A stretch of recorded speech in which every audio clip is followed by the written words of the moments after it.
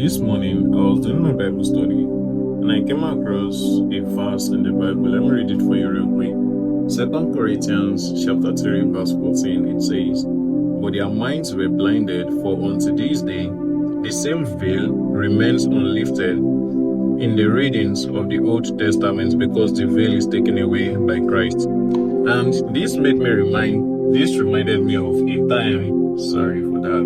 This reminded me of a time whereby we were discussing about how maybe eating of pork, that was swine, pig, is it bad or is it like an abomination before the Lord? And many people were like, yes, the Lord rebuked it. And I was like, but in the Old Testament, the Lord rebuked it, right? In the New Testament, Jesus Christ said, it's not by what goes in the mouth, what goes into the mouth that defiles the body, or what comes out of it, because whatever goes into the mouth will be excreted out. And I was like, there are many things in the Old Testament.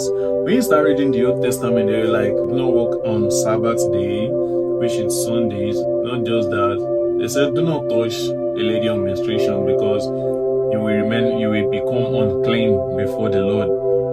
But just a whole lot of things.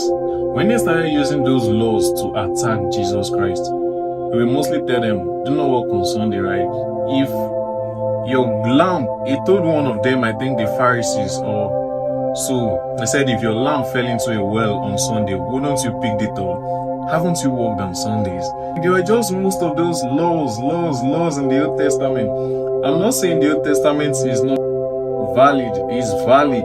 There are so many wonders of God, stories and lessons there to learn. So many, especially the wonder-working power of God is very plenty there.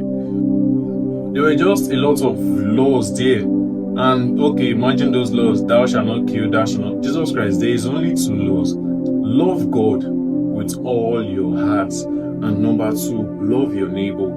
If you obey these two laws alone, it has covered the whole multitude of laws that was written in Deuteronomy, Exodus, and just all those laws in the New Testament. That's just it. Like, the Old Testament just, I don't know how to put it, but I'll just pray like it was written there. It's like a veil in the eyes of the people, but Jesus Christ came and opened that veil of it. New Testament, read the Word of God, read the Word of Jesus, and read the Old Testament too to see the wonder-working power of God.